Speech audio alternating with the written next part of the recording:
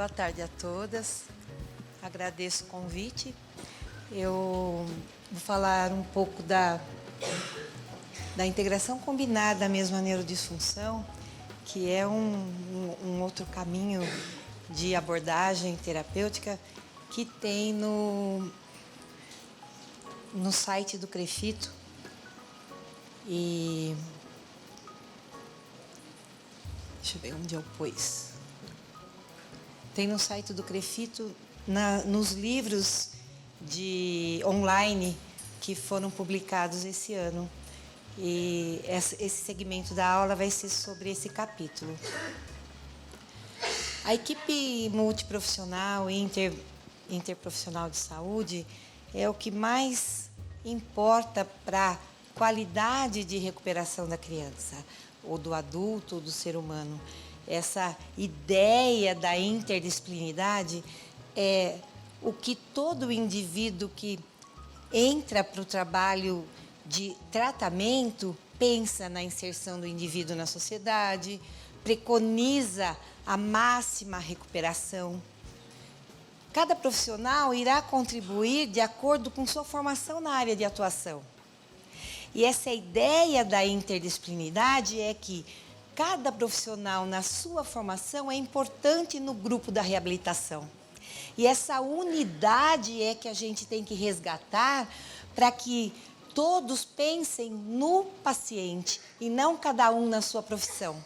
Então, essa briga de busca de unidade de pensamento na qualidade do tratamento que cada profissional na sua área vai fazer no momento exato e na oportunidade exata. E a integração sensorial, algumas vezes, entra nisso.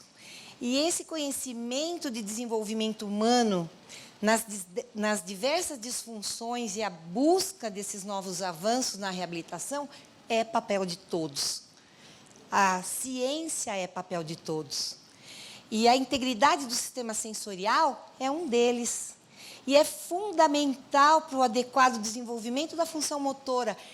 A entrada sensorial, a qualidade do processamento sensorial é a expressão motora. É o movimento, é ver o mundo de uma forma de harmonia. Porque se você recebe bem toda a sensação de mundo, você se expressa melhor. Sempre vai ser assim? Sim. Visto que as habilidades motoras são refinadas por meio de experiências sensoriais vivenciadas. Quando você não gosta daquilo que você fez durante um ato motor, a repetição muitas vezes não acontece, ou você não vai fazer com motivação. Você acaba tendo uma fuga disso. Então, essa neuroplasticidade que a gente defende tanto por conta de alguma lesão ou de alguma expressão que muitas vezes a gente define como uma habilidade do cérebro de mudar para melhor ou para pior durante o ciclo da vida, não precisa ser através de lesão. Pode ser através de vivência humana, onde quanto mais você sai da sua situação de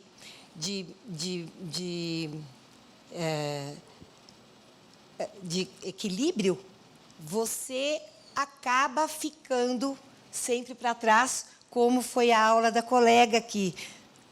Quanto mais você para, menos você faz. E quanto menos você faz, menos acontece a habilidade de mudança. E essa habilidade de mudança é em cima do quê? De motivação, que é fundamental para a utilização de atividades. E que profissional da área de saúde, ou de qualquer área, mesmo educação, não trabalha com motivação? Se você não tem motivação para fazer o que você precisa fazer, não tem que ser terapeuta ocupacional, fisioterapeuta, fonoaudiólogo, professor. O mundo precisa de motivação e precisa de processamento sensorial. E essa linguagem vai depender do quê? Do grau de esforço colocado, que vai estabelecer mudanças na liberação de neurotransmissores. E essa liberação de neurotransmissores e neuromoduladores que faz parte do processo do tratamento de integração sensorial. E essa alteração toda de memória, aprendizado, são resultado simplesmente de tratamentos sérios, de foco, de observação, de conduta clínica, não é fazendo por fazer, não é? Então, a terapia ocupacional entra nesse papel de motivação, com certeza. É inerente à terapia ocupacional. Função, motivação, atividade, trabalho. O trabalho é inerente. Você sai da faculdade de terapia ocupacional pensando no trabalho. Não tem como não pensar em trabalho, porque é a vida, é a nossa vida. Então, nesse sentido, eu vou ter um papel de favorecer capacitação de respostas físicas, sensoriais, cognitivas, psicossociais, ocupacionais.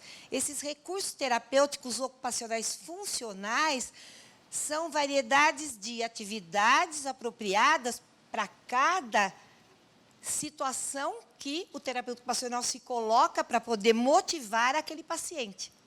Mas a entrada sensorial faz parte de toda a proposta do terapeuta ocupacional, sendo ortopédica, sendo psicossocial, sendo neurológica, sempre a motivação faz parte. E essa motivação a gente usa muito nas abordagens de processamento sensorial. Por quê? Porque eu preciso de motivação para que esses neurotransmissores necessários para entrada e qualidade do processo sensorial aconteça. E essa percepção de mundo também aconteça. Então, apesar da expressão emocional humana ser altamente diversificada, ela vai estar sempre ancorada em sistemas neurais, sempre. Mesmo que eu esteja trabalhando, como a palestra da professora sobre atividade com o atleta. A motivação do atleta, ele precisa de uma recuperação, de uma habilidade extra, porque é intenso o que ele faz. E ele vai sempre ter uma orquestra fundamental de estímulos apetitivos e aversivos. Isso aí é histórico, não é? Deixa eu tomar. Essa história de aproximação do que é bom e fuga do que não é bom. Essa é a motivação. Então, nesse sentido, eu sei que o processo histórico da integração sensorial, na década de 60, quando a terapeuta ocupacional de Niers desenvolveu essa ideia de que não era só estímulo sensorial, e sim como se processava esse estímulo, o que estava acontecendo. O que acontecia quando o paciente fazia determinadas funções e, de repente, não tinha um feedback adequado para a demanda que ele tinha recebido? O que estava acontecendo? Por conta de motor, o motor acontecia para uns, não acontecia para outros, não tinha lesão, tinha investigação, não tinha lesão cerebral, mas ele não aprendia. Em cima de todos esses questionamentos, ela acabou se expressando numa situação de que a vida é essencial para o desenvolvimento de reações posturais e do bem-estar emocional, mas é crucial para um desenvolvimento de planejamento motor. Então, a coordenação olho-mão, atenção e aprendizado, de onde vem isso? Por que uns fazem mais do que outros? Por que algumas crianças respondem, outras não, mesmo fazendo técnicas diferentes de tratamento, ou mesmo igual? Na década de 70, ela desenvolve o primeiro teste padronizado de uma amostragem no sul da Califórnia, e em 89, ela tem um rigor psicométrico maior para poder provar que essas identificações que ela defendia e que ela tinha como interrogação eram provadas por esses testes nas disfunções táteis, vestibulares, proprioceptivas e visuais de crianças mesmo sem lesão, com distúrbio de aprendizado. E aí que o boom aconteceu e vieram outras formas também de abordagem depois dessa situação, onde as informações sensoriais foram muito mais estudadas e avaliadas no sentido de todas as estruturas onde esse processo de tronco, processo cerebelar, processo de facilitação de recepção de resposta estava muito envolvida em raiz e não processamento. Se aqui não está dentro de uma qualidade de processo, mesmo sem lesão, por conta de alterações de mobilidade ciliar que levam e transportam os neurotransmissores, essa qualidade perceptual não acontece. Então, essa ideia de que existia muito mais do que só fazer terapia sensorial, de passar escova, de pegar em sagu, de pôr o pé na areia, era muito mais, era muito além disso, né? E é brilhante esse raciocínio, esse estudo todo, que sempre me encantou. Eu estudo isso há décadas, mais de 30 anos eu leio muito sobre isso, porque isso me encanta. Me encanta porque a resposta de mundo que você, depois que você trabalha com isso, e entende que tem que pensar por que ele está sentindo isso, é individual de cada um. Você olhar o seu paciente individualmente e não através de protocolo. Indivíduo não é protocolo, ele é único. E essa unidade faz com que você faça o tratamento de processamento sensorial individualmente para cada paciente seu, porque a avaliação é individual, não é em cima de protocolos, faça isso e receita de bolo, porque a emoção é diferente de cada um. E aí a resposta acaba dando essa relação de experiências, porque cada indivíduo, ele tem, deixa eu voltar aqui, cada indivíduo, ele tem resposta sensorial diferente de cada experiência que ele tenha. A minha experiência é diferente da Suzy, é diferente da pequena que não tem muita experiência, não é? E diferente da colega, porque eu trabalho de um jeito, você trabalha de outro, e isso é individualidade humana. E esse processo neurológico foi definido como uma organização das sensações, onde viver no mundo tem que fazer sentido. Onde é um processo inconsciente importante para toda forma de aprendizado, seja acadêmica, competência de atividades da vida diária, sociais, ou mesmo capacidade de ter empatia pelo outro. Se eu não estou bem, se eu não tenho meu sentido proprioceptivo, a minha relação de entrada boa, eu tenho mau humor, eu não consigo olhar para o próximo, eu não consigo ter satisfação de vida. Aquilo que cheiramos, saboreamos e tocamos, muitas vezes, para um, é decifrado diferente. Eu gosto de um aroma, você gosta de outro aroma. Eu gosto de um sabor, ele gosta de outro sabor. É muito individual. E, então, nesse sentido, por que processamento sensorial e o estudo disso tudo? Porque, primeiro, eu trabalho sistemas que processam informação íntima corporal, que é vestibular, tato e propriocepção. Depois que eu estou pronta para isso, eu vou ter abertura para sistemas distais de ambiente. Antes disso, eu não tenho como fazer um processamento de algo onde esse sistema nervoso não seja ordenado, no sentido de perceber o mundo numa relação auditiva, visual, olfativa, de paladar, de tato.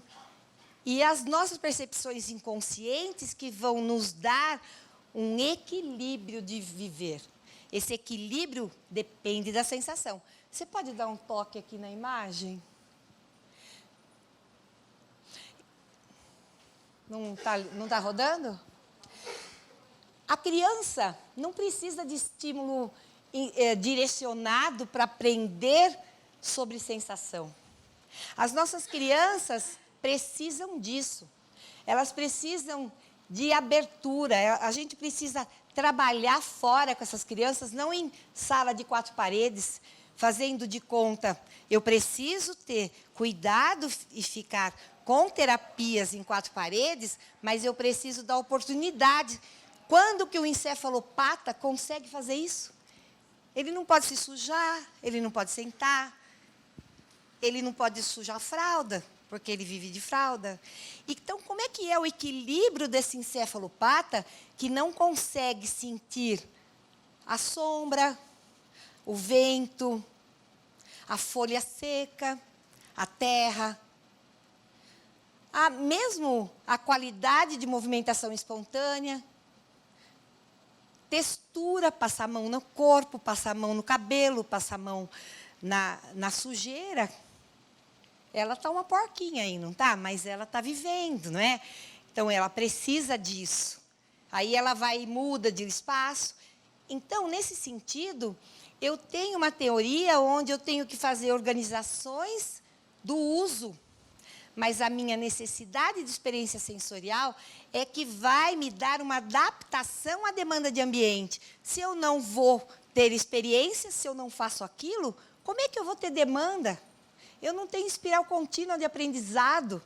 Eu nunca vi.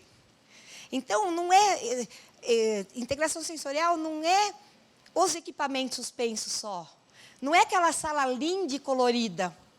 Se eu tiver raciocínio clínico e entender o meu paciente, eu não preciso ter uma sala de 10 metros quadrados. Eu posso ter um equipamento que pode me dar uma resposta de mobilidade ciliar, suspenso, mas eu estou fazendo um processo de qualidade de neurotransmissor, onde eu sei que vai melhorar a qualidade de resposta adaptativa à demanda. Então, essa resposta adaptativa vai fazer ele não ter aversão de algo que ele não queira, ou seletividade alimentar, qualquer que seja a aversão. Mas eu tenho que saber onde é que eu tenho que trabalhar. Vestibular? Sim. Proprioceptivo? Sim. Mas é só a qualidade da sua avaliação que vai te dar a resposta. Não é fazer um circuito e pendurar a criança e fazer a criança rolar e fazer a criança mexer em tudo e aí você não sabe o que foi que melhorou. Você fez tudo. Às vezes você pode piorar, porque você fez muito mais vestibular e ela não tá conseguindo ter demanda vestibular. Vocês estão entendendo que não é o brinquedo, não é a sala maravilhosa, é o terapeuta que faz a diferença. É o raciocínio clínico, é o estudo. E essa diferença é da terapia ocupacional. Porque a demanda sensorial, você não está focada que ela vá depois escrever. Então, eu ponho ela no balanço para ela melhorar a escrita e fico dando escrita para ela pintar. Gente, não é demanda de escrita, é demanda de melhorar qualidade de entrada sensorial e processamento sensorial. Não é funcional. Eu não fico esperando uma demanda, e sim uma resposta adaptativa, onde eu vou trabalhar e me preocupar com sistemas sensoriais proximais e periféricos.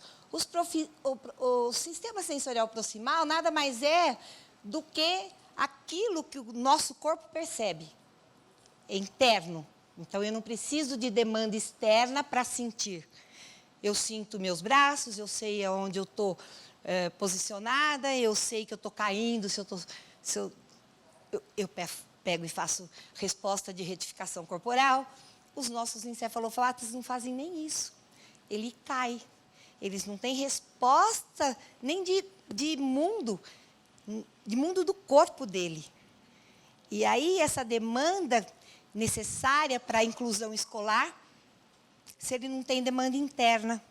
E aí, nesse sentido, eu tenho que pensar muito em trabalho de propriocepção consciente, inconsciente, temperatura, vestibular, que são sistemas que vão processar a informação do corpo. Aí sim, aí eu vou para estímulos ambientais, onde, advindos do ambiente, eu vou ter olfato, paladar, visão, e tudo isso em cima do quê?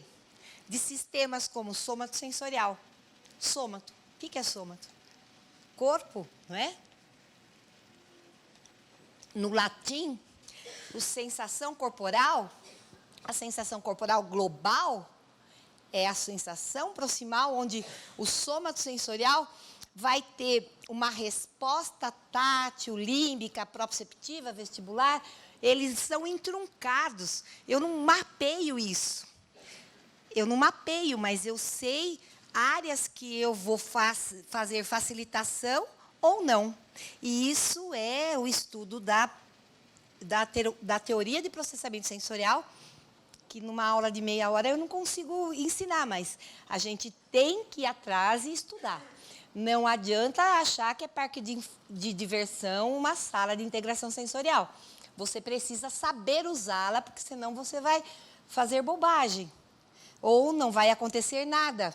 Então, pontualmente, falando nisso, eu acabo melhorando a modulação necessária para a entrada sensorial, onde a gente usa 4 As, que seria alerta, atenção, afeto e ação. Isso é o que a gente sempre faz. Mas esse reflexo da integração e da regulação da criança é para que ela viva bem o mundo. E isso todo profissional da área de saúde quer, não é só o terapeuta ocupacional. Todo profissional da área de saúde quer que ele viva bem, mas se ele não tiver uma boa entrada sensorial, então eu acho e defendo que todo profissional que trabalhe com esse tipo de expressão motora tem que dar valor à expressão sensorial. Tem que saber que expressão sensorial e processamento sensorial faz parte da vida do indivíduo. E a equipe acaba que, sabendo que isso é necessário, e a terapia ocupacional acaba sendo muito necessária na equipe interdisciplinar, sempre necessária. Nas disfunções sensoriais, então, eu vou ter, para ter uma base motora qualitativa, eu preciso ter modulação e discriminação. Nessa discriminação, eu tenho todo o equilíbrio de formação do sistema nervoso central, onde vocês podem ver que todos eles passam em regiões de tronco, cerebelo e sistema reticular, para filtrar e poder processar todo o estímulo que vai. Chegando aqui, eu tenho no córtex parietal, tanto sensorial como motor, que ele vai passar aqui na córtex, vai dar sensação e volta como expressão motora. Só que se nessa chegada eu não tive nada qualitativo, a interpretação motora e outras formas de interpretação de córtex vão ser distorcidas. Então, o processamento sensorial que a integração faz para ajudar, não é só a integração que trabalha. Existem medicações, depende do que o paciente tem. Mas ele trabalha o quê? A modulação de mobilidade ciliar para que esses neurotransmissores entrem numa harmonia de processo de chegada na córtex. Ou muito rápido, vamos uma coisa periférica, vai? Espasticidade. Quando eu tenho um músculo espástico, eu sei que na fenda tem um acúmulo muito grande de cálcio. Esse acúmulo de cálcio acaba dando uma distorção de contração muscular, por efeito de lesões piramidais e tudo mais, porém, existem medicações que bloqueiam a entrada desse cálcio para poder ter uma liberação de neurotransmissores adequada para a contração muscular acontecer e ter um relaxamento muscular.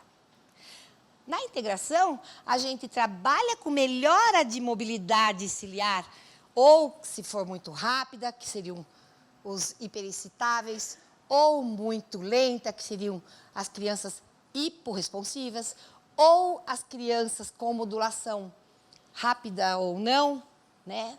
E você, dependendo da velocidade que você usa a sua proposta de trabalho, é que você vai levar um aumento ou não de potencial de ação das respostas que vão para neurotransmissores. Então, em integração, a gente não pensa em músculo, a gente pensa em processamento. É lógico que se eu tenho um processamento melhor de sistema vestibular, eu tenho melhor tônus, porque eu tiro o estresse.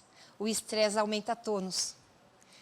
Eu melhoro distonia? Melhoro, porque a falta de equilíbrio e o estresse temporoespacial faz com que a espacialidade aumenta. Então, eu estou falando de lesão porque essa teoria de integração, além de trabalhar crianças sem lesão, que é a teoria da Diniz, também faz muito bem para as crianças com distúrbios neuroevolutivos, distúrbios com lesão. Eles têm muito mais alteração porque eles não funcionam direito. Eles não têm um cérebro que possa ter um processamento adequado. E isso acaba fazendo com que essa modulação, que se define como capacidade de interpretação de um estímulo, reação frente ao estímulo e recuperação de mudanças bruscas da reação inicial, eles não toleram algumas coisas, porque dentro da ideia de neurotransmissor, é muito intenso o que eles sentem, quando eles têm um limiar muito baixo, ou muito pobre, quando eles recebem, então eles não respondem. E aí que é o distúrbio de modulação. Então, essa discriminação sensorial vai ser a percepção da interpretação do estímulo que entrou. E é assim que a gente vai trabalhar. O que ele sente? Por que ele está sentindo isso? Qual é a área que está com distorção? Por que que ele não para de correr, pula o tempo inteiro, parece que tem bicho carpinteiro. Pula, pula, pula. Às vezes eu vou dar curso, a pessoa fala, posso levar esse? Porque ele não para quieto. Eu falei, mas se eu fosse vir aqui para trabalhar com criança que não tem nada, criança atípica, não precisava estar aqui. Né? Então, eu quero que ele venha para a gente tentar entender por que ele está fazendo isso. Então, em cima do que ele tem de resposta clínica, é que vai ser minha abordagem. E, nesse sentido, eu vou pensar sempre como que essa sensação está sendo dentro de uma sensação, de uma sensação somestésica, que seria sensação de corpo, né? Somestesia. E essa somestesia é a sensibilidade que vai ser interpretada. E a interpretação da sensação é a percepção. Por isso que a gente sempre tem que saber o que ele está sentindo. Não o que entrou. Entrou. Mas como que ficou essa entrada? Né? A criança, quando ela tem muita recusa alimentar, por que que ele sente tão mal quando ele enche a comida, quando a comida é pastosa, ele não dá conta? E outro só come comida pastosa. Então, a gente fica indagando isso para saber o que é. Se tem uma criança que enche a boca de comida, enche, não acaba. Vai, enche, estufa. Ai, mas é mal criado. Não, e de repente ele não tem sensação interna. E ele está estufando essa boca para sentir, ele não sabe quando encheu.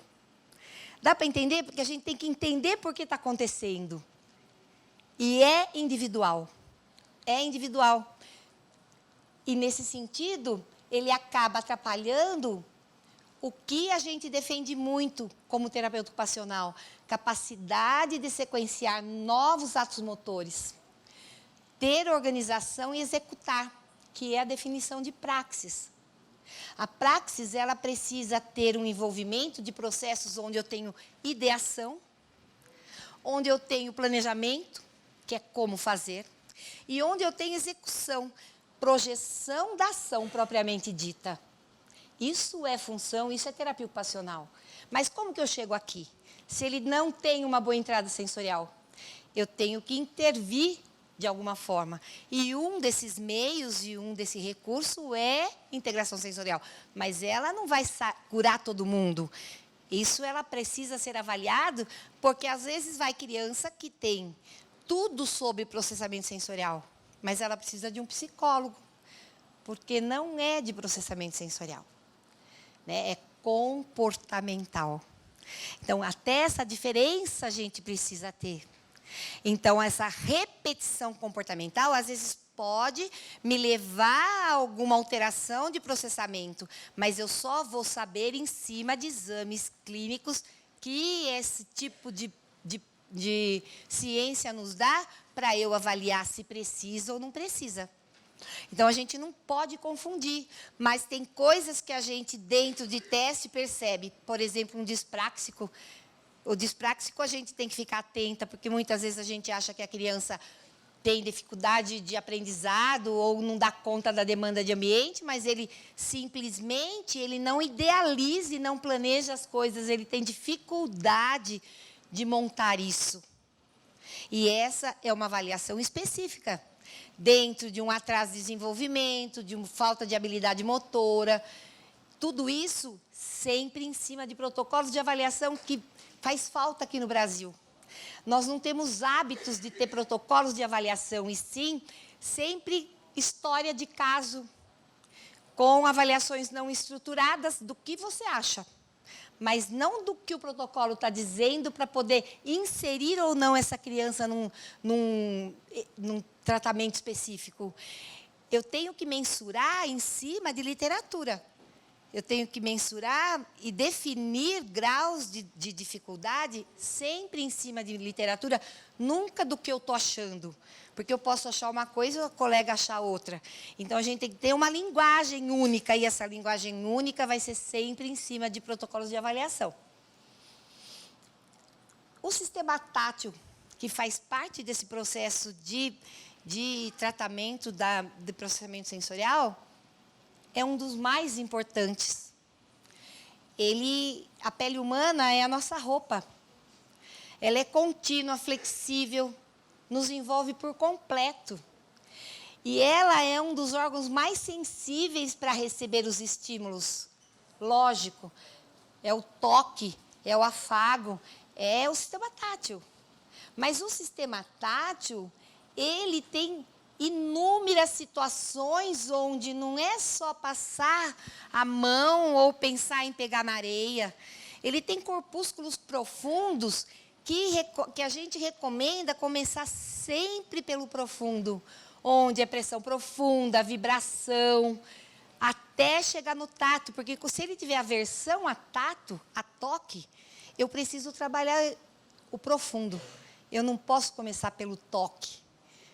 Eu tenho o quê? Fuga. Lembra que eu falei da fuga e aproximação? Se eu fizer muita repetição do que ele tem como aversão, ele vai começar a fugir.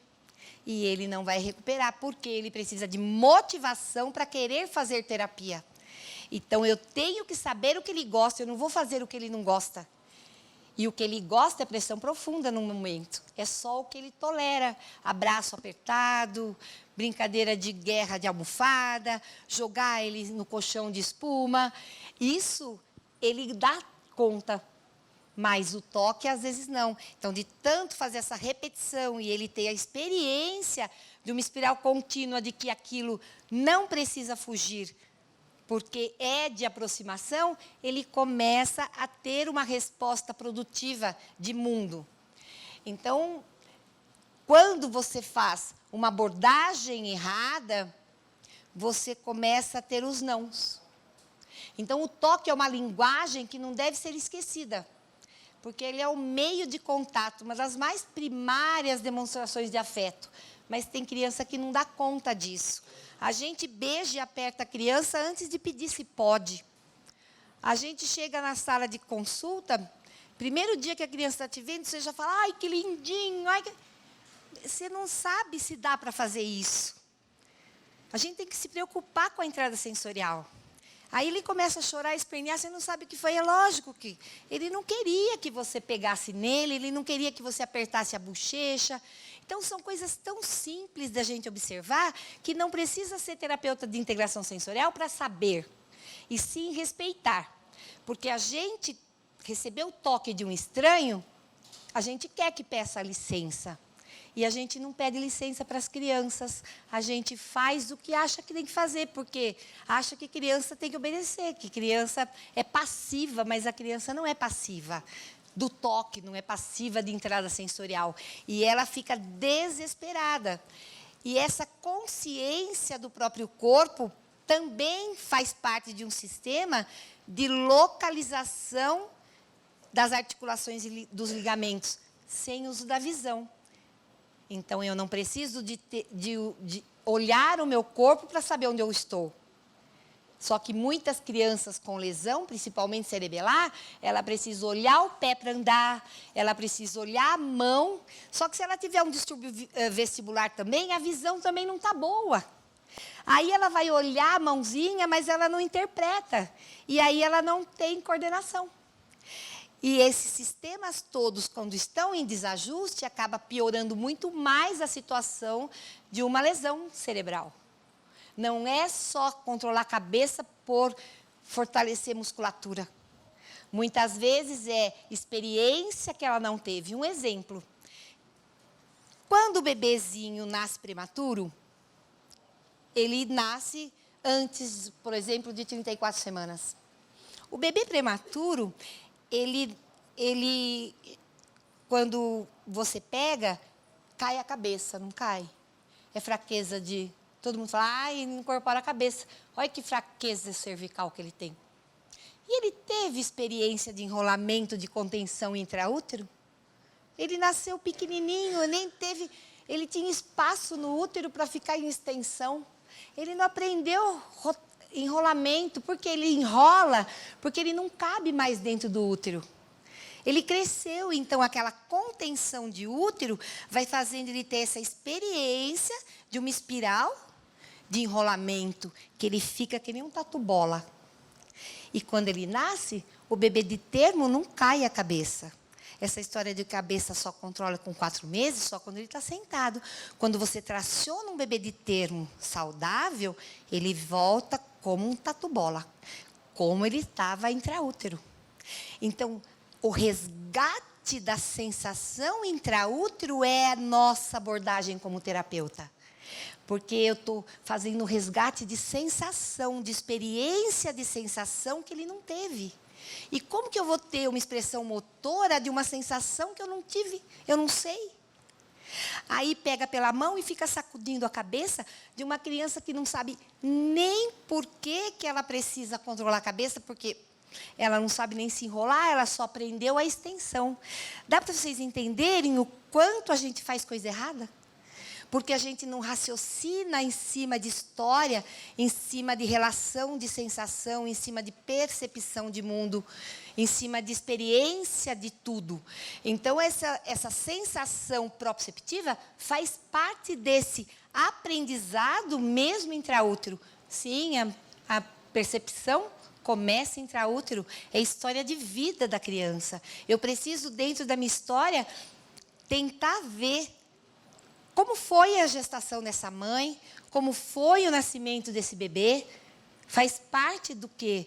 De eu saber a história tátil dele, a história de vida dele. Aí sim eu estou sendo uma terapeuta de processamento sensorial. Não precisa ser uma terapeuta com formação internacional de integração sensorial, gente, sinto muito. Mas a qualidade é o raciocínio clínico da terapeuta, e não o título. O título é bom porque a gente tem que fazer muita formação, muito estudo, muito.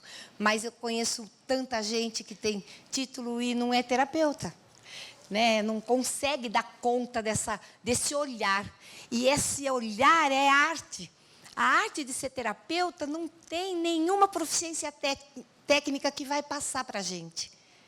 Esse olhar humano, de olhar o teu paciente como único, é nosso. Né? Eu não tenho no livro isso, como fazer. Né? Isso é especial do terapeuta. E essa relação de corpo é que vai me dar segurança emocional, graduação de movimento, consciência corporal, planejamento motor, estabilidade postural e controle motor, no sentido da praxis. Eu não tenho função se eu não tiver boa propriocepção. Por isso que a criança fica correndo, correndo, correndo e não contextualiza o brincar. Ela não dá conta de sentar para brincar, porque ela não tem propriocepção. Ela não está percebendo, então ela fica buscando movimento, busca movimento e não dá conta da demanda de estímulo.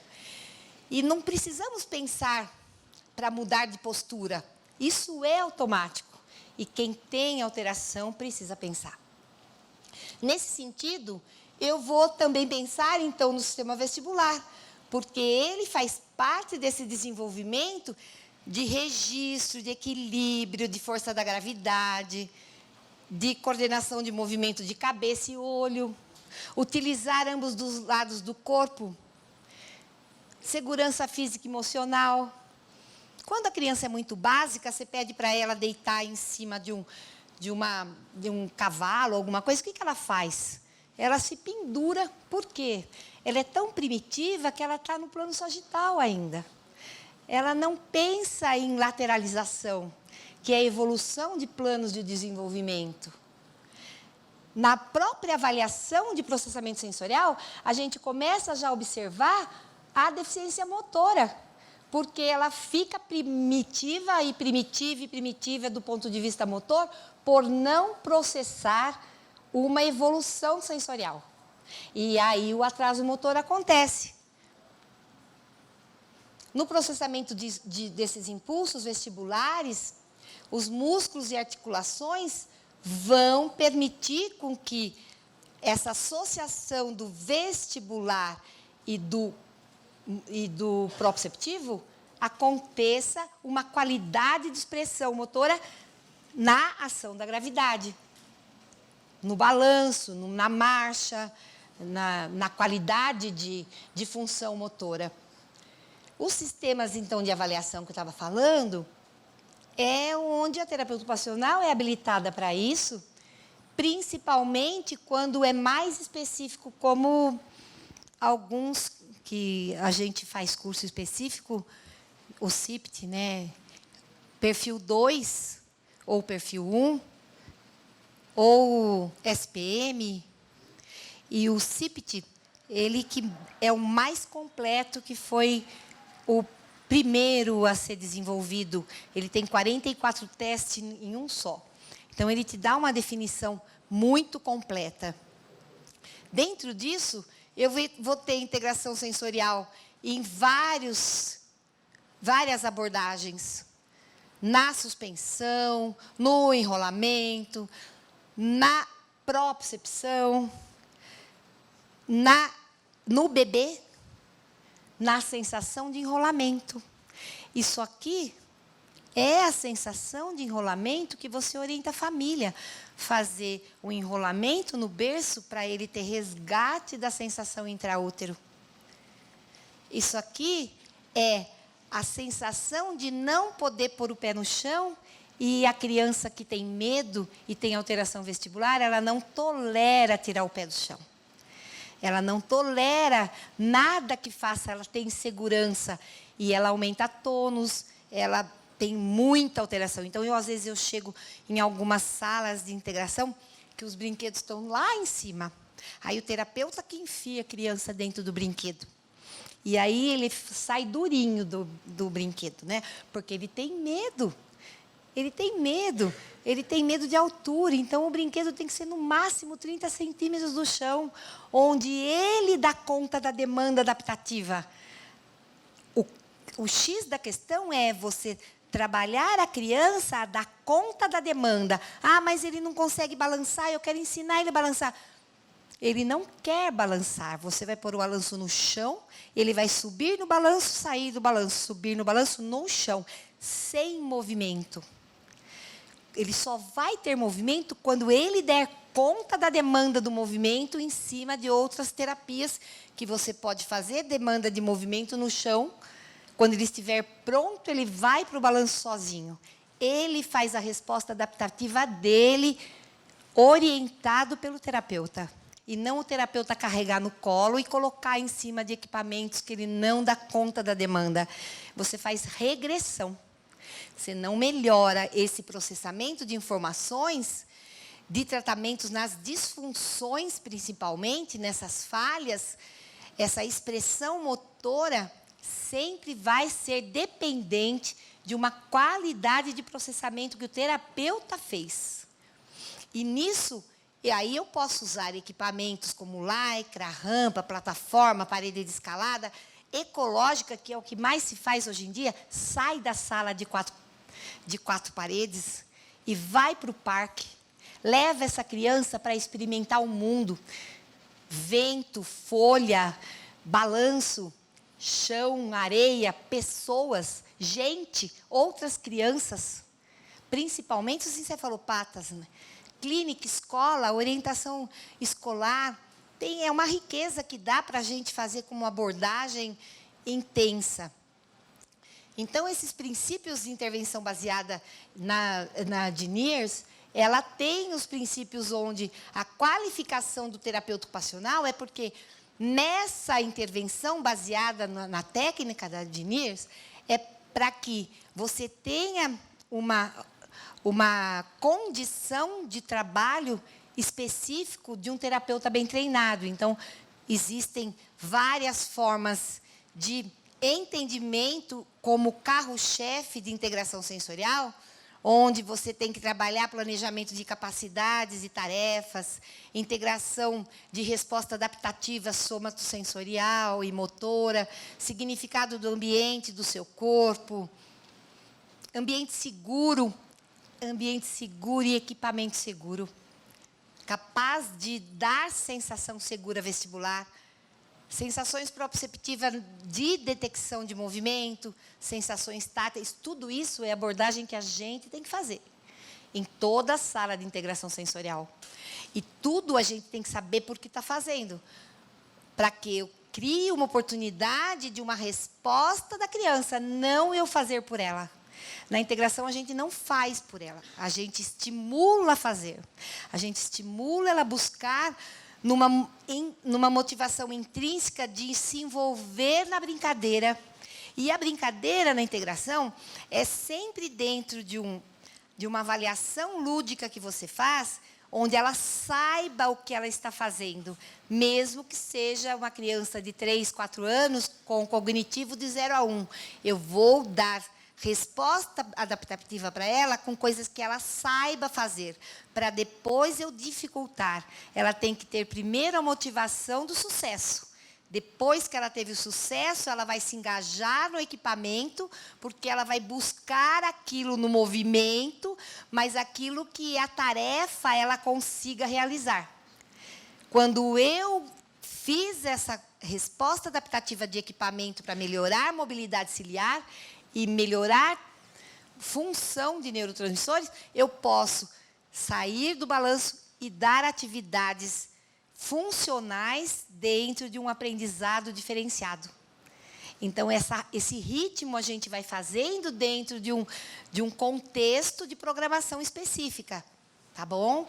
E essa confiança e respeito que você vai ter nessa dia de paciente e terapeuta, faz com que ela sempre vá ter aproximação e não fuga.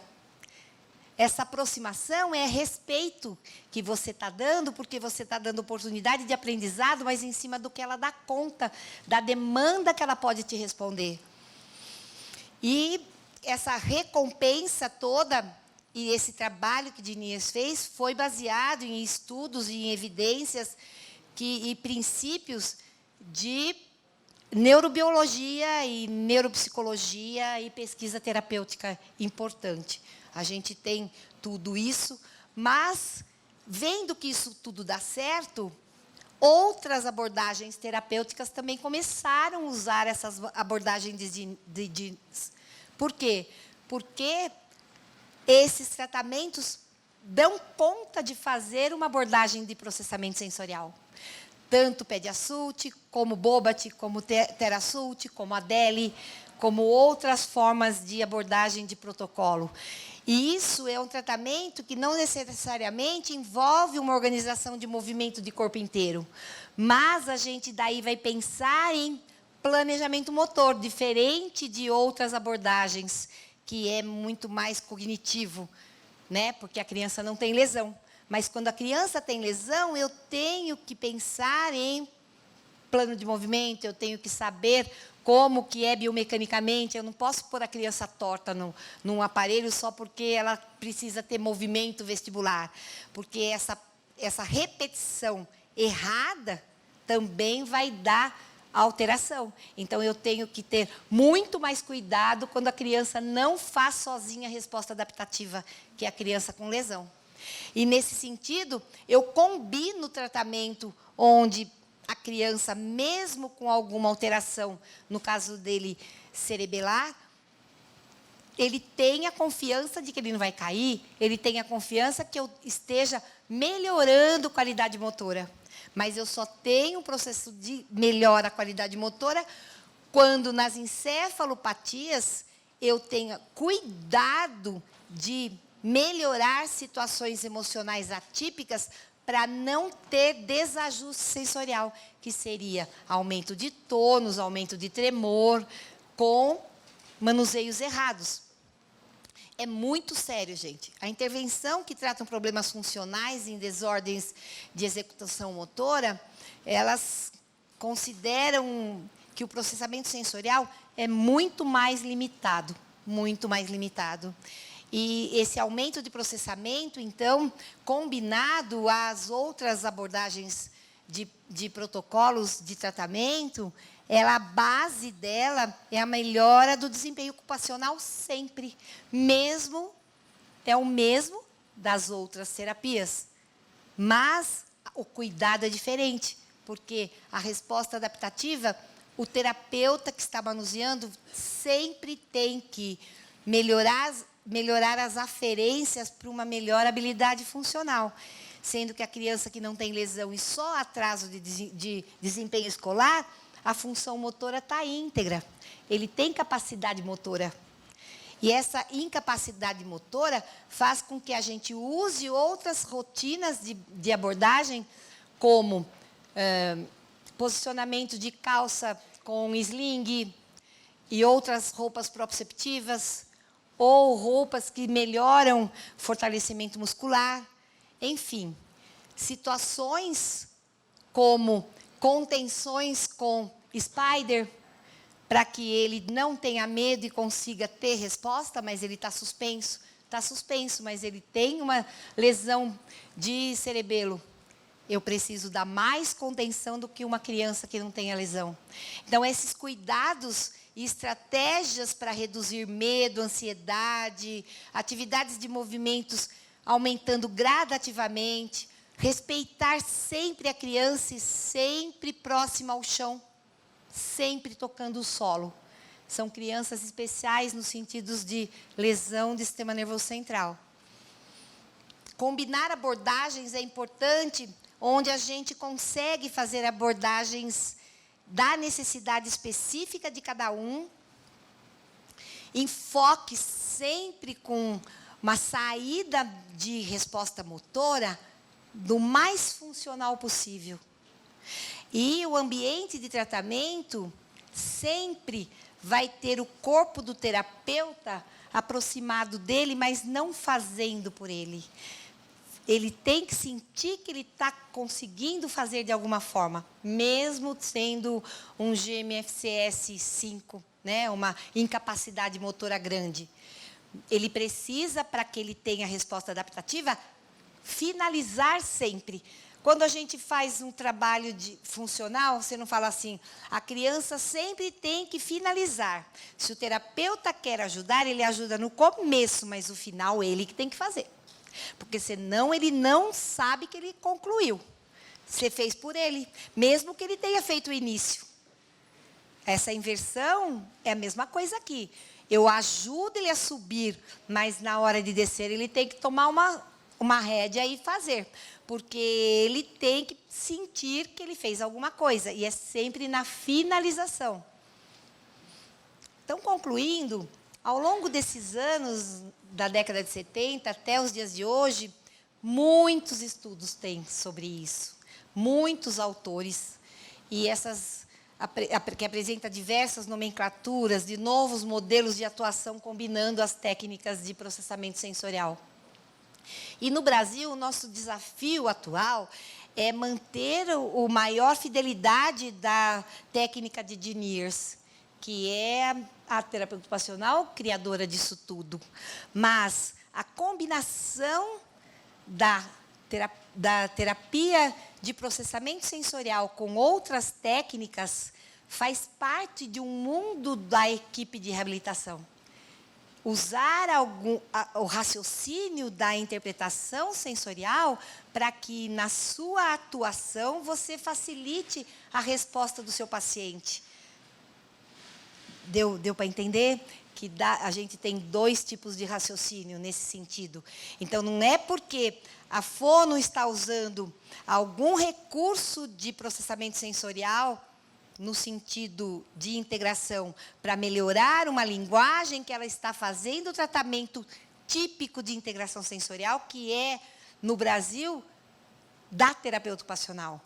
Mas ele está usando um recurso para melhorar o seu paciente. E isso não significa que ela está fazendo e entrando na área da terapia ocupacional no sentido do tratamento de integração, de 1 hora de terapia de integração, raciocínio clínico de integração. É totalmente diferente. É totalmente diferente. E, nesse sentido, será que ele liga sozinho? Não, né? Você pode... É nesse sentido que a gente trabalha. Melhorar a troca e conexão. Essa troca de neurotransmissores e essa velocidade de troca, de passagem, é que faz a integração sensorial ser um trabalho maravilhoso, porque você modula esses neurotransmissores que estão levando toda a informação sensorial para que aconteça a percepção de mundo. É aqui que acontece tudo. E nessa troca de quantidade de neurotransmissor que desce, é que vai me dar a qualidade da resposta adaptativa de mundo. Por isso que muitas pessoas, mesmo com alterações psiquiátricas, tomam remédios de neuromoduladores para que a sensação deles melhorem. É isso. Mas algumas pessoas precisam realmente de medicação para melhorar isso. Mas o nosso tratamento não é bem isso. O nosso tratamento é expressão motora. Graças a Deus que dá para fazer só balanço e tudo mais, não precisa ficar em tanta química. Mas essa técnica veio para ficar. Apesar de ter 50 anos, ela começou agora a ter muito mais valor, né? Porque as pessoas perceberam que a sensação é tudo antes de a gente poder ter a expressão motora. Tá bom? É isso que eu tinha para falar para vocês. Muito obrigada.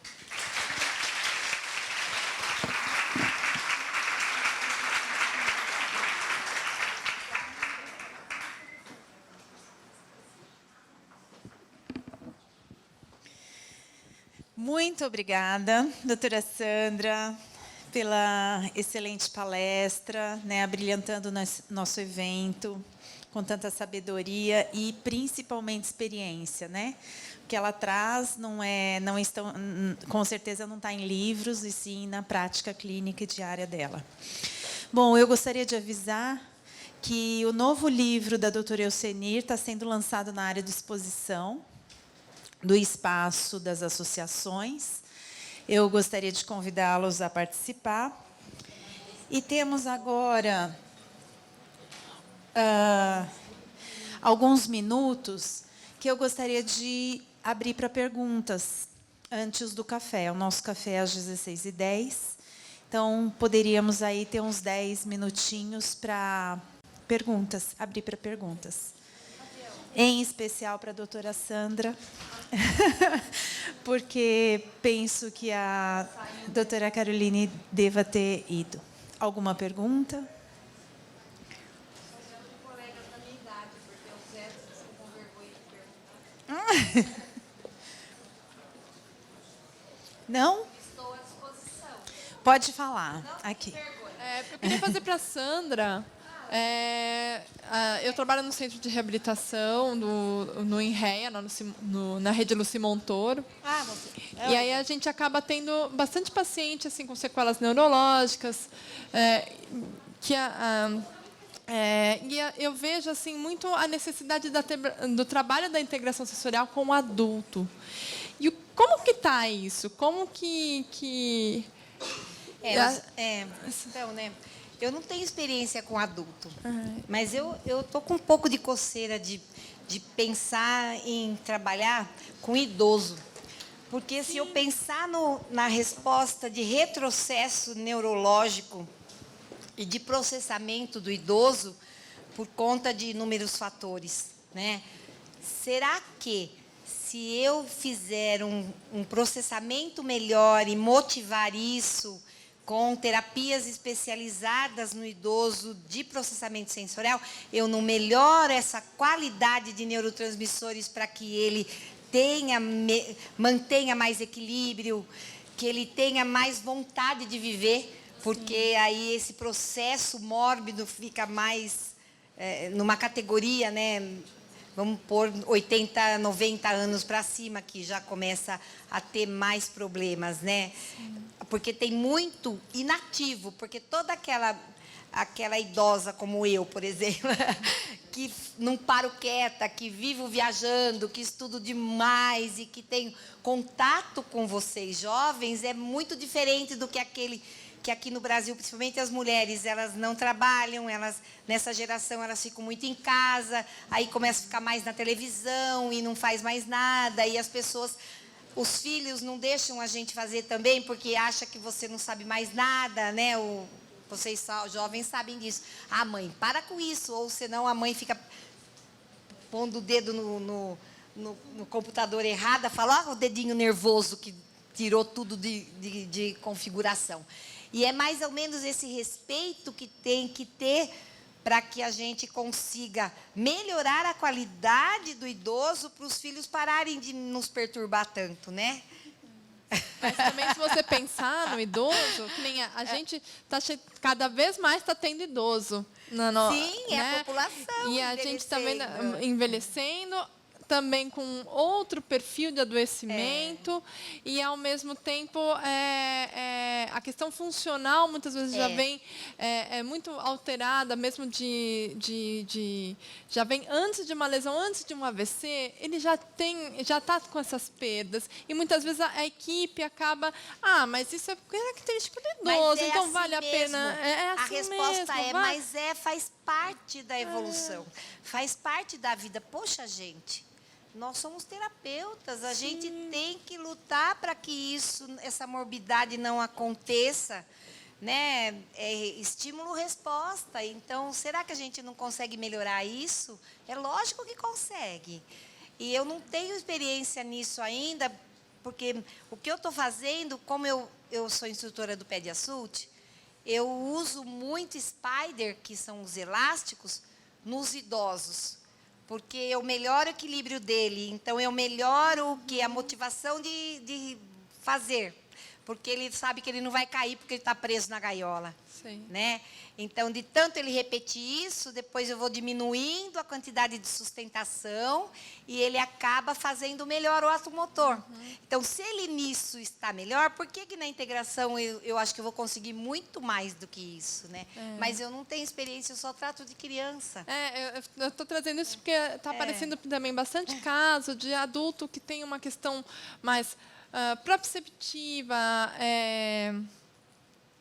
mesmo vestibular, uma coisa mais ampla. E aí, quando você vai conversar com a equipe, que você traz isso, eu também não tenho para falar assim, nossa, eu não tenho assim nem referência para dizer, mas eu vejo que às vezes é preciso uma abordagem mais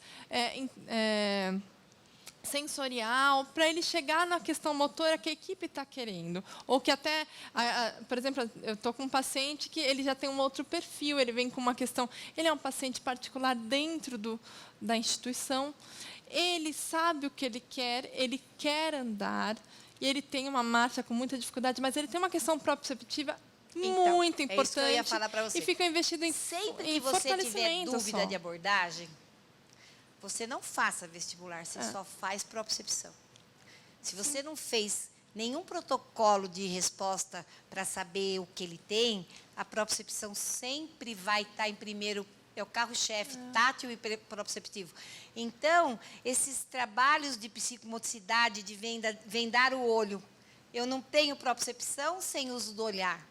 Então, eu posso fazer trabalhos em salas com um monte de colchões, de reconhecimento corporal, com os olhos vendados, de trio, por exemplo. Isso é terapia. Sim. Mas ele não enxerga direito. Bom, então vamos fazer uma avaliação específica para saber se eu posso agregar a suspensão nele. Porque o adulto é diferente da criança. Ele tem a formação já de todo o sistema. E ele tem tontura, ele tem labirintite, ele tem tudo que atrapalha. E aí eu posso ver em curso, eu tenho muita dificuldade de aceitar, de falar para os alunos, vamos experimentar os equipamentos. Aí vem um sacana, pega uma aluna, que aconteceu ontem, eu estava em Natal dando aula ontem, e eles viraram ela, a menina foi embora, teve que ir para o médico, porque ela teve uma reação ao movimento que nem ela conhecia.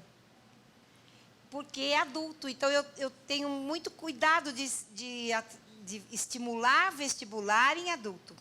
Porque o idoso também tem muita alteração vestibular. Então, de repente, fazer muito rolamento de chão em vez de fazer suspensão. Porque aí ele dá conta de parar se ele não quiser. Né? A resposta adaptativa dele. Ou ele mesmo se balançar, pôr um balanço dentro do quarto. E ele todo dia balançar. Pode melhorar o sistema vestibular? Pode, porque isso a gente faz até com pacientes com alterações psiquiátricas, que fica batendo a cabeça na... Pode falar. A gente tem visto casos de alcoolistas com esse desequilíbrio, os alcoolistas com desequilíbrio, né, depois de um certo tempo, eles... acarreta uma série de deficiências mesmo. E será que a gente podia trabalhar alguma coisa assim? O próprio álcool, ele acaba lesando células nervosas, né? Então, aí a gente não vai trabalhar com uma morbidade só da regressão do idoso, né? Aí você vai estar trabalhando mesmo com uma lesão de sistema periférico e não sei se central também, provavelmente, e isso leva a uma alteração de equilíbrio de cerebelo mesmo, pela própria lesão química. E aí eu não sei te responder. Não sei, precisa estudar. Eu não sei. Faz pergunta difícil também, né? Já deu para pergunta. Já abri para pergunta. E agora não, eu estou brincando, mas é verdade. A gente não tem. Por isso que eu estou falando. Agora é que as coisas estão abrindo mais para outras formas de abordagem de integração. Não só para distúrbio de aprendizado, entenderam? E é muito legal isso, porque vai abrir portas de tudo que a gente trata, não só escolar, mas para outras abordagens terapêuticas, ocupacionais, né? Vou ler, depois eu te falo. Tá Eu vou ler mesmo, aí eu te... Eu só acrescentaria, se você me permitir, que vai, né, para esses jovens que façam aí os estudos, para que a gente tenha essas respostas, né? científica também, né? Porque não dá para você, obviamente, colocar seja um alcoolista, seja um idoso em uma situação Não que pode. o expert nem sabe bem dizer o que vai acontecer, então por que não caminhar no sentido de um mestrado, de um doutorado, ou simplesmente de um artigo científico, para que você, com ética e cuidado, né, faça aí as suas intervenções. Mexer com modulação de sistema nervoso central é muito sério. Então, a gente tem que ter muita certeza do que está fazendo. Nos típicos, a gente já tem que ter muita certeza, por isso que tem tanta avaliação. você me imagina no atípico, né? Então, às vezes a família leva para eu atender e como eu estou acostumada, eu acabo fazendo alguns manuseios que eles quase morrem do coração a hora que vê eu usando o equipamento com um encefalopata grave, por exemplo. Mas é porque eu estou muito acostumada e eu, na avaliação eu percebi que ele precisava daquela situação e daquele momento. Tanto que ele sai. É imediata a resposta, gente. A resposta é imediata, o tônus melhora imediatamente. A coisa é muito legal, porque você vê a resposta imediata. Então, se você não vê a resposta imediata, é porque você não deu certo. Entendeu? Seu raciocínio, é melhor você pensar em outra coisa, porque não foi bom. É mais ou menos isso. Porque é resposta imediata, é estímulo-resposta mesmo. E ele só não mantém. Então, a repetição disso e a formação de uma espiral contínua e de uma experiência, de uma adaptação ao meio, é que vai fazer com que ele não faça mais as buscas necessárias para a autorregulação. Mas, naquele momento que eu fiz, ele vai ficar com uma modulação melhor e vai me dar uma resposta adaptativa boa. Mas é lógico que vai voltar, porque o cérebro dele precisa aprender a usar isso, né? E por isso que a gente tem que repetir, e fazer, e fazer, e fazer. E em 3 meses você tem uma resposta boa. Antes disso, não. Mas é imediato na sala de terapia. Tem mais uma pergunta? Tá, abriu a porta agora, bem. Boa tarde, meu nome é Flávia, eu sou TO, trabalho em Santana de Parnaíba também, em Jundiaí e Santana de Parnaíba. Em Santana a gente acabou fazendo um projeto, a prefeitura acabou fazendo uma sala com recursos de terapia de integração sensorial. Não é uma sala linda como a gente vê nas suas fotos, né? Mas assim, eu estou formada desde 95. Em 98, eu fiz um curso de integração sensorial com a Daniela Michel e a Genevieve Babet. Depois de um tempo, fui fazer alguns cursos de integração sensorial na Ludens, né? Isso para dizer que, trabalhando em outras áreas, agora a gente retomou o projeto de integração sensorial e eu tive alguma dificuldade.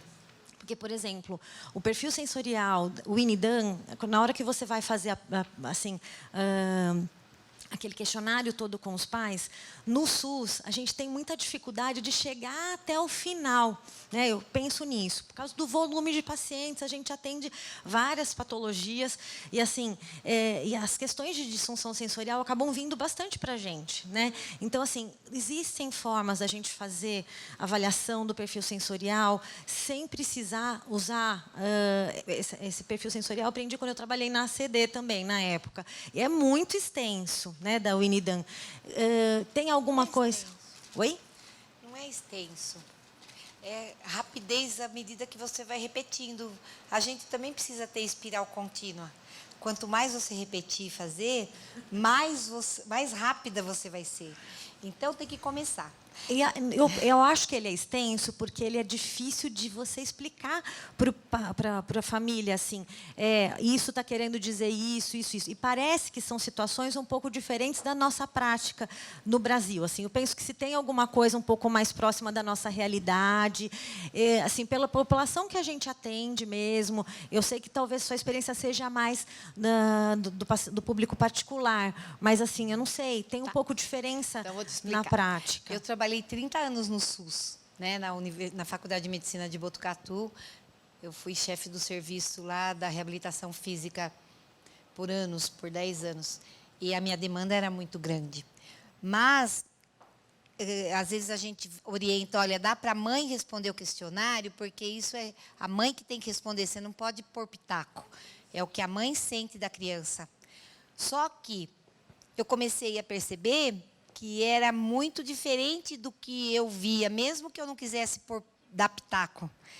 Às vezes ela lia, se você não disse que é difícil de interpretar, é traduzido, ela lia e não entendia, ou às vezes ela vai respondendo de qualquer jeito, porque o valor que ela dá para o protocolo é diferente do valor terapêutico.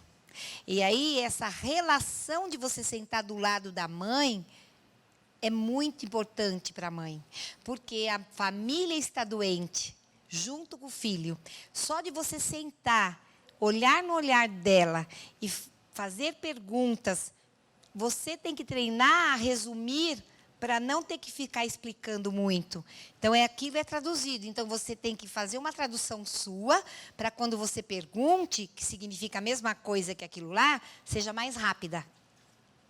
Mas você ficar do lado dela e responder junto, porque eu fiz daí uma pesquisa e eu pus o protocolo do Portage, que a mãe é só responder sim, não, ou elas não valorizam e acham que o filho não está fazendo, já põe não, e nem testa. Deu 70% de diferença. É muito grande essa diferença. A partir desse estudo, eu nunca mais dei protocolo nenhum para a mãe responder sozinha. Entendeu? Então, procure fazer dentro do perfil a sua linguagem. E aí você vai perguntar resumidamente para ela, que é a população que você sabe como que é. Eu tenho uma população que eu sei como que eu converso, e você tem uma população que sabe que é diferente. Mesmo regional é diferente. E aí você faz o seu, mas em cima da linha. Lógico que você não vai mudar a pergunta, porque foi uma pesquisa muito grande. E aí você vai ser mais rápida, é uma sugestão. Mas não dá para não fazer nada. Por quê? Porque isso não é um teste para saber se a criança está patológica ou não está patológica. Isso é pro terapeuta saber se a dificuldade de processamento é proprioceptiva, se é tátil, se é vestibular. Eu nem faço repetição do perfil. Não adianta fazer repetição do perfil.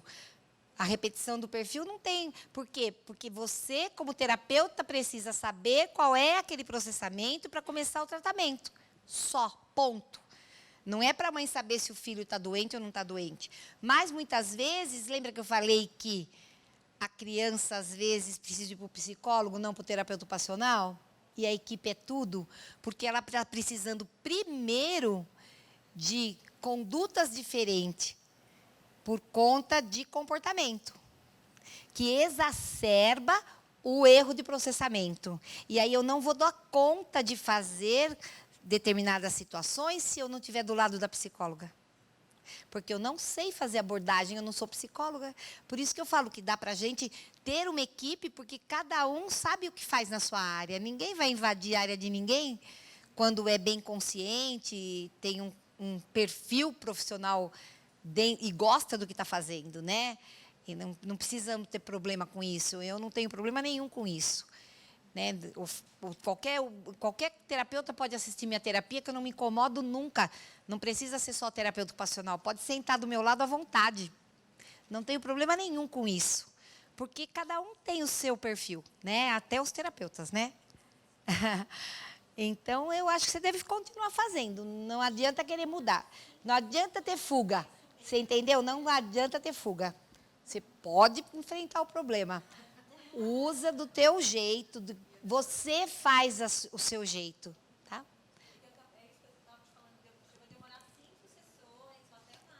Imagina. Eu acho que você está sendo muito materna com a mãe. Gente. Tem curso que eu tenho que interromper o grupo e falar, pelo amor de Deus, deixa que eu faça as perguntas. Porque você tem que ser direta. Se você fica muito assim, melosa, carinhosa, não dá conta, ela vai contar a vida desde que o filho estava intraútero, para depois responder que ele tem medo de escuro. Aí não dá, aí realmente você vai levar um mês para conseguir completar, entendeu? O seu direcionamento tem que ser pontual, porque senão não dá para fazer protocolo. Quando a avó leva, então, ela conta desde a infância do marido, para depois chegar na resposta. Estou mentindo? Não. Olha lá, é isso que está acontecendo. Mas você está muito boazinha, não pode ser boazinha. Não. Você fala, olha, depois a gente conversa sobre isso, eu só quero que você responda a isso. Entendeu? É mais ou menos isso. Sandra, só fazendo parênteses, me fez lembrar, eu fiz o doutorado em epidemiologia e apliquei um protocolo da escala de participação. E é um protocolo que foi desenvolvido, ele é por psicólogas, mas ele teve validação internacional, né?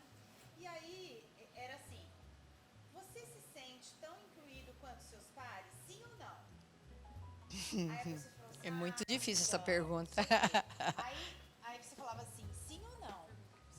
Aí ele queria falar mais alguma coisa. Então, sim ou não? Toda hora. E eu lembro que quando eu fui apresentar a forma como eu ia procurar, buscar a resposta para a minha orientadora, que era médica e epidemiologista, ela falou assim, não. Olha lá, viu? É rápido. Você não pode deixar ele falar nada. Você É. precisa direcionada na sua pergunta. Isso é pesquisa. Isso não é consulta. É pesquisa. Você tem que fazer assim, ó, sim ou não. Aí ele vai falar, você vai falar assim, mas sim ou não? Muito pouco ou razoavelmente? Muito pouco ou ele continua falando que é muito pouco, aí ele você já consegue para a segunda. E assim vai. Então você tem que repetir aquilo que você deseja na resposta. Eu aprendi muito com isso. Eu acho que o perfil não é o problema é com ela. Eu ficava Gente, nesse acolhimento. eu acho que eu vou encerrar porque tem outras colegas que precisam falar também, tá bom? Muito obrigada mesmo.